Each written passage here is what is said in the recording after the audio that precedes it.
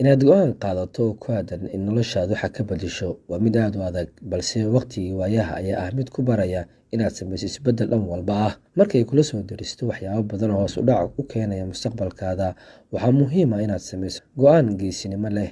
Sheekadan maanta ka hadli doono waa mid ku qotonta ciyaaryahan Xazaazi ka oo qayb ka ah kooxda Cabihi Maalin Horseed. Xazaazi ayaa markaan la hardamaya jirkiisa, isagoo raba inuu dib ugu soo laabto hanaankiisii uu ku haystay xeyndaabka gudaha garoonka. Maxaa keenay in xilligan Xazaazi uu galo xarumaha jirdhiska isagoo aan hore loogu baran inuu aado gym? bismillahi raxmaani raxiim. runtii waa dareemi kartaa ciyaaryahan maragta markuu uu jecel yahay inuu tayadiisa kor u qaado, traininkiisa uu zaa'idina. taasna waxaa sabab u ah bulshada. qof walba wuxuu ku dhahaa traininkaaga xoogaa hoos dhac u imaaday. marka anigana maadaama aan leeyahay taageero fara badan, waxaan go'aansaday sida khaas ah inaan isku diyaariyo, ayaan u doortay jiimka inaan bilaabo. Hadda wuxuu ku jiraa xiisad ku aadan jirdhiskiisa, isagoo markaan awoodda saaraya amarada macalinkiisa uu farayo.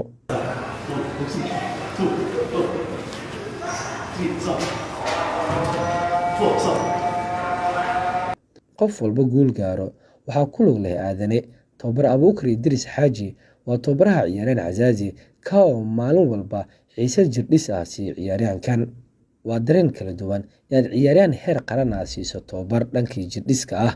Abuukar Idriis ayaa ku tilmaamay inuu aad ugu faraxsan yahay inuu macalin jirdhis ah u noqdo ciyaaryahan Xazaazi. runtii horta waxaa farxad weyn ah, dareen lagama hadli karo. farxad dareenka uu dhaafo wax walba. marka Xazaazi horta gaar ahaan asiga waxaan sanahay dad saaxiib ah. aniga ay jeeda ciyaartoy heer qaran ahay, naadiga aan iimaan ah hordi jiray oo dhanka ordada aad ugu qabilsan 10,000 iyo 5,000. Xazaazi aan kan ka hadlo koranka ay bijino, laakiin maanta inaan tababar soo nimaano wax weyn ay tahay. waan ciyaaryahan aan qirarsanahay inuu yahay ciyaartoy aad iyo aad oo waxtar u leh gadaalahan, laakiin garoomada aan ka waayay. haddana tan ku kulmay aad ugu farxay. wajahan isku naqeenin aanis aan haysana, laakiin saddex galin. laakiin hadda waxaan aad ugu faraxsanahay inaan saddex galno tababarkiisa aan qayb ka noqdo. berguul haduu gaaro asi iyo wadankiisaba iyo dadkiisa way anficaysaa. Laacibka lagu magacaabo Xasan Cabdinuur Geezi Xazaazi waa mid ka mid ah xidigaha qadka dhexe ka dheela kuwooda ugu wanaagsan. tii ay jirto in dadka qaar ay ugu magac dareen ciyaaryahanka kooxda Manchester United xulka Faransa Paul Lebele Pogba. Xazaazi oo kulamada ugu dambeeyay deris la noqday kursiga keedka, isla markaana dadka qaarna ay qabeen in miisaankiisa uu zaa'iday oo sabab u noqday inuu lumiyo booska koowaad ee kooxda Cabihi Maalin Horseed. mar aan weydiiyeen su'aashan wuxuu ugu jawaabay: bulshada horta maaragta qofka bini'aadamka ama qofka walaalka ah, laba qof ama saddex qof markay war ku dhahaan warkii waa dareemi kartaa meesha u socdo meesha kale. marka aniga waxaa go'aansaday sideeda hore inaan iska dhigo aan ahay Xazaazi. waayo sanadka soo dhamaanaya waxaan ku guuleystay ninka ugu fiican horyaalka Soomaaliya ama loo yaqaan best player. marka waxaan jeclaystay hadartaan inaan jiibkan maaragta booskeyga hore isku soo celiyo, tartan fara badan inaan galo. hamigeyga ma ahan inaan horyaalka Soomaaliya kaliya ka ciyaaro, waayo qofka markuu hadaf leeyahay maaragta bandhigiisa waxa laga dareemaa sidoo training gareenay. anigana waxaan jeclahay inuu hamigeyga ahaado meel fog, waana jeclahay.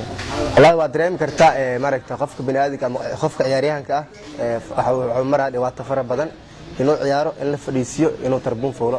marka taasna oo kama xumi maaragta qof walba waqti uu leeyahay. marka waqtigeyga sugaa iyo dadaalkeyga markaan sameeyo ay meeshan gaari doon insha Allah. dhinaca kale, qanaaska qadka dhexe naadiga Cabihi Maalin Horseed ayaa laga reebay safka xulka qaranka Soomaaliya oo matalaya kulanka isreebka FIFA Arab Cup ka oo ay la leeyihiin xulka Cumaan. isagoo ka hadlay dareenkiisa ku aadan in xulka laga reebo ayaa wuxuu yiri: xulka qaranka ciyaartooyda Soomaaliya meel walba ay joogaan ay leeyihiin, waa hal qof kaligiisa xulka uma dhigtinayo. marka dartan waxay isku diyaarinayaan tartanka Arab Cup oo u baxaan wadanka Cumaan. marka waxaan u rajaynayaa xulkeena qaranka Soomaaliya inay guuleystaan.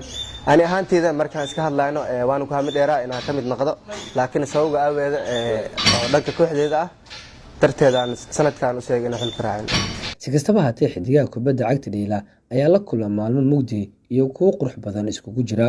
waxaana Xazaazi oo haatan dhex muquuranaya maalmo aan tiriska ku wanaagsanayn, wuxuuna diyaar u yahay inuu dib u helo qaab ciyaareedkiisa wacnaa, isla markaana uu dib u kasbado kalsoonida macallimiinta kooxda iyo qaranka. sidaa darteedna hadda wuxuu u shaqeynayaa si adag, isagoo tababarka garoonka ku darsaday midka gym.